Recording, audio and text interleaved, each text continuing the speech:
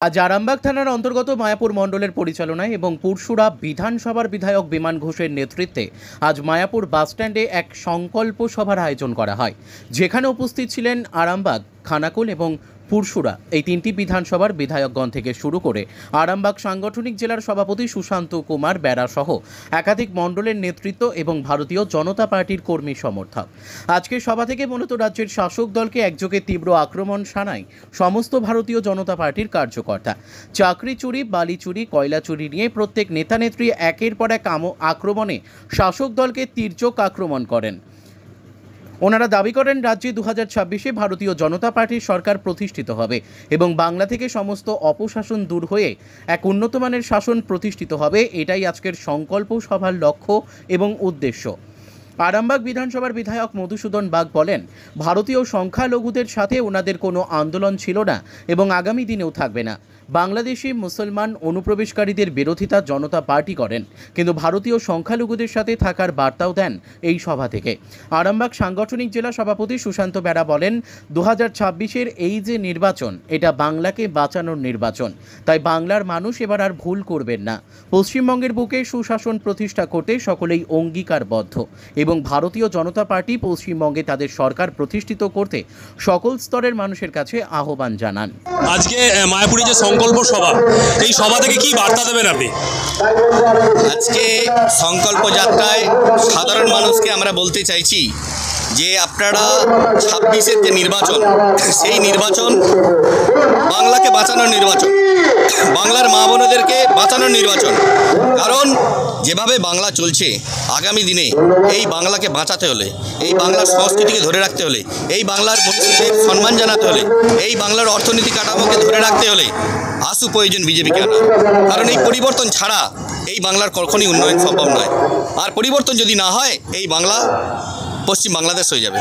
সুতরাং বাংলাতে পরিবর্তন আনার জন্য 26-এর সেই যে লক্ষ্য আমাদের, সেই লক্ষ্যে আমরা অবিচল আছি এবং সমস্ত মানুষকে ঐক্যবদ্ধ করতে চাইছি এবং ঐক্যবদ্ধ প্রয়াসের ভিত্তিতে আগামী দিনে বাংলায় একটা নতুন দিশা আমরা দেখতে পাবো। আরামবাগ লোকসভার যে 4টে বিধানসভা, সেই 4টে বিধানসভাতেই আপনারা আছেন।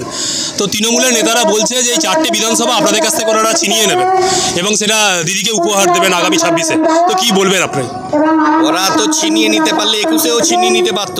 অনেক কিছু যোজনা করেছিল, পারেনি কেন? এখন বলছে পেরে যাব। তাহলে কি জাদুতে ওরা পারবে? কোনো জাদুতেই পারবে না। এখন একটা নতুন ঢুকিয়েছে ওই পাড়ায় সমাধান, ওটা দিয়ে যদি ছিনিয়ে নিতে পারে তাহলে তো বুঝে যাবো যে পশ্চিমবঙ্গে ক্ষমতায় ওরাই থাকবে। এসব মিথ্যে বলে লাভ নেই, এটা বলতে হয় বলেছে। আমাদের 4টে আছে, বাকি আমরা আরও 3টেকে অ্যাড করে নেবো। হয়তো আমাদের হরিপালে দুর্বল আছে, সত্যি কথা। আপনারা আত্মপ্রত্যয় যে 4টে বিধানসভা আপনাদের তো জিতবই, তার উপরে আমরা আরও 2টোকে বাড়িয়ে নেবো। ওনারা 4টে জিতবে, আমরা 4টের প্লাস আরও 2টো করবো, আমরা 6টাই জিতবে, এটা বলে দিলাম। আপনাদের বলি যে শুভেন্দুদা বলেছেন একজনের কথা, বালি মাফিয়ার কথা, কিন্তু শুভেন্দুদা এটাও জানেন যে পশ্চিমবঙ্গের বুকে এখানেই দেখিবে ছাই উড়াইয়া দেখো ভাই, পাইলেও পাইতে পারো অমূল্য রতন। এটা যেমন কথা আছে, তেমন আপনারা শুভেন্দুদার কথা অনুসারে যে কোনো তৃণমূল কংগ্রেসের নেতাকে ধরুন, তার নামে যে কোনো না যে কোনো দুর্নীতি, যে কোনো না যে কোনো চুরি, সরকারটা একটা প্রাতিষ্ঠানিক দুর্নীতির মধ্যে দিয়ে চলছে। অতএব শুভেন্দুদা একজনের নাম নিয়েছেন, এইরকম অসংখ্য ব্যক্তি, অসংখ্য তৃণমূল কংগ্রেসের কর্মী এবং কার্যকর্তা রয়েছেন, যার জন্যই বিধানসভায় গতকাল আমরা 2 ঘন্টা ধরে, যেটা পশ্চিমবঙ্গ বিধানসভার ইতিহাসে নজিরবিহীন ঘটনা, আমরা মুখ্যমন্ত্রীর দলদাস যে স্পিকার, তার যে অগণতান্ত্রিক সিদ্ধান্ত, সেই অগণতান্ত্রিক সিদ্ধান্তের বিরুদ্ধে 2 ঘন্টা আমরা মুখ্যমন্ত্রী এবং তৃণমূল কংগ্রেসের জোর, এই চোরটা তৃণমূল কংগ্রেসটা, অভিষেকের পিসিটা, এইরকম সম্মান, এইরকম আমরা স্লোগান আমরা সেখানে দিয়েছি। যে একটা বিষয়, কালকে এসএসসি পরীক্ষা, আপনি একজন শিক্ষক হয়ে কি বলবেন যে আদেও কি কাল পরীক্ষা হচ্ছে, তারা কি চাকরি পাবে? এটা অত্যন্ত জটিল প্রশ্ন। যারা যারা এতদিন পর্যন্ত শিক্ষকতার সঙ্গে যুক্ত ছিলেন কিন্তু কম্পিটিটিভ পরীক্ষার জন্য যে পড়াশোনা করতে হয় তার থেকে 16 সাল থেকে বিরত ছিলেন, তাদের পক্ষে এটা অত্যন্ত জটিল হয়ে গেল। কারণ আজকে যারা তৈরি হচ্ছে তাদের সঙ্গে তারা তাল মিলিয়ে করতে পারবে না। তবে আমরা শুভকামনা জানাই। সংকল্প যাত্রা আমরা ডাক দিয়েছি যে পশ্চিমবাংলার বর্তমান যে অবস্থা, যেভাবে পশ্চিমবাংলার যুব সমাজ আজকে দিশাহারা হয়ে গেছে, যেভাবে যারা চাকরি বিক্রি হয়েছে, এখানে সব কিছু বিক্রি হচ্ছে। পশ্চিমবাংলায় কিচ্ছু নেই, না কাজ আছে, না এলাকা উন্নয়নের জন্য বরাদ্দ আছে। সরকারের সর্বক্ষেত্রে চুরি চলছে, সেটা জব কার্ড থেকে শুরু করে রেশন দুর্নীতি থেকে শুরু করে, মানে এমন কোনো জিনিস নেই যেখানে দুর্নীতি হয়নি। সেই জন্য পশ্চিমবাংলার মানুষকে সংকল্প নিতে হবে যে পরিবর্তন আনতে হবে। সেই জন্য আমরা সারা পশ্চিমবাংলার প্রত্যেকটি প্রান্তে পরিবর্তন সংকল্প যাত্রা শুরু করেছি। সেই পরিবর্তন সংকল্প যাত্রার সমর্থনে বিভিন্ন জায়গায় সভা সমিতি, স্ট্রিট কর্নার, ছোট সভা, বড় সভা শুরু হয়েছে। তো আজকেও মায়াপুর স্টেশন, মায়াপুর যে বাস স্ট্যান্ড, এখানে একটা সভা চলছে। এই সভায় আমাদের পুরসুরার বিধায়ক, আরামবাগের বিধায়ক, গোঘাটের বিধায়ক থেকে শুরু করে আরামবাগ সাংগঠনিকার সভাপতি, বিভিন্ন নেতৃত্ববর্গ উপস্থিত আছে। ওই জায়গায় যেটা দেখা যাচ্ছে এসএসসির যে পরীক্ষার হল, পরীক্ষা কেন্দ্র আপনার বিধানসভা দেওয়া হয়নি, কারণটা কি? দেওয়া হবে না তো, সেখানে তৃণমূলের ছেলেরা চান্স পাবে, এক্সট্রা চান্স। বুঝতেই পারছেন এক্সট্রা চান্স বলতে কি বলতে চাইছি, তো সেখানে দেওয়া হবে, এক্সট্রা চান্স পাবে না। আপনার এলাকায় বেশি চাকরিহারা আছে বলে তৃণমূলের? না, চাকরিহারা তো আমার বিধানসভাতে 5 জন ধরা পড়েছে।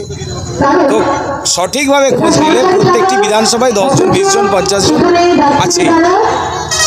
যে লিস্টটা দিয়েছে সেই লিস্টটা মানে সঠিক লিস্ট বলে আমরা মনে করছি না, এটা কম করে দেখানো হয়েছে।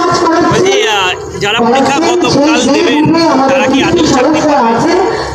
আমি তো আগেই বলেছি, তৃণমূলের কেষ্টবিষ্টু নেতা মন্ত্রীর ছেলেরা যারা আছে বা তাদের বিভিন্ন ক্ষেত্রে যারা পয়সা নিচ্ছে তারাই চাকরি পাবে। পশ্চিমবাংলায় এটাই হয়ে আসছে। এর পরিবর্তন হবে তখনই যখন পশ্চিমবাংলার মানুষ, পশ্চিমবাংলার যুব সমাজ এই সরকারকে চিরতরে বিদায় দিতে হবে। যদি 26-এ বিজেপির সরকার প্রতিষ্ঠিত হয় এই বাংলায়, তাহলে আপনি কতটা আশাবাদী যে আপনি এই বাংলাকে কতটা পরিবর্তন করতে পারবেন? যে এখন যে এই যে চক্রান্তগুলো চলছে, এই যে অসাধুতা, যে অসামাজিকতা যেগুলো বলছেন, সেগুলো কতটা পরিবর্তন দেখতে পাবে রাজ্যবাসী? দেখুন, সারা ভারতবর্ষে 22টা রাজ্যে বিজেপি সরকার চলছে। আপনারা যদি দেখেন প্রত্যেকটি রাজ্যেই বিজেপি শাসিত যে রাজ্যগুলো আছে সেখানে কিন্তু সুশাসন ফিরে এসছে, এরকম ধরনের ব্যাপার নয়। কিন্তু পশ্চিমবাংলায় যে রাজনীতিটা চলছে, সেই রাজনীতি, যে চুরির রাজনীতি চলছে, সর্বক্ষেত্রে চুরি, চাকরি চুরি, রাস্তার টাকা চুরি, জব কার্ডের টাকা চুরি থেকে শুরু করে রেশনের চাল চুরি, আইসিডিএসের খাবার চুরি, মিড ডে মিলের খাবার চুরি, সর্বক্ষেত্রে চুরি চলছে। মানে আমি যদি বলতে চাই তো টোটাল লিস্ট করে সারাদিনেও শেষ হবে না কতগুলো ডিপার্টমেন্ট থেকে চুরি চলছে।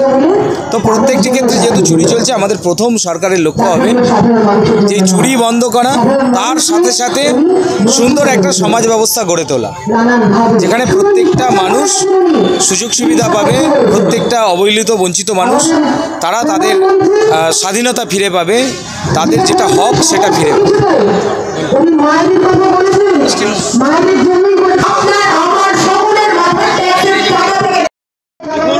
এই জায়গাটা হচ্ছে পুরসুরা বিধানসভার আমাদের মন্ডল 2 হরিণখলা 2 নম্বর পঞ্চায়েত, মায়াপুর বাস স্ট্যান্ড। এর আগেও আমরা এখানে প্রোগ্রাম করেছি। আজকে আমরা 2 নম্বর মন্ডলের পক্ষ থেকে এখানে যে জনসংকল্প পথসভা, এই পথসভা আজকে আমরা এখানে এই কারণেই করছি, কারণ এই মায়াপুর এলাকায় যেইভাবে তৃণমূল কংগ্রেসের বালি মাফিয়ারা তাদের দৌরাত্ম্য যেমন বেড়েছে তার একটা প্রতিবাদ বলতে পারেন। বাকি এখানে অনেক অনৈতিক কাজ হচ্ছে তারও প্রতিবাদ বলতে পারেন। তাই আমরা এই জায়গাটাকে চয়ন করেছি এবং শুধু এই জায়গাটা নয়, বিধানসভা বা জেলার অত্যন্ত সব প্রান্তে আমাদের বক্তব্য সাধারণ মানুষকে শোনানোর জন্য আমাদের এই সিট কর্নারের মাধ্যমে কাজ চলবে কার্যক্রম। এসএসসি কাল পরীক্ষার্থীদের জন্য কি বলবেন?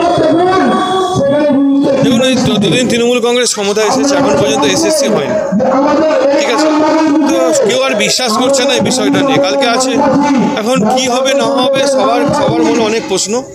এখন দাগি যারা বাদ গেছে সব তৃণমূল কংগ্রেসের ঘনিষ্ঠ নেতা, আত্মীয় স্বজন, পরিজন, তাদের অবস্থান দেখে সাধারণ মানুষ থেকে বাংলার সর্বস্তরের মানুষ আজকে সরকারের উপর বিশ্বাস করে।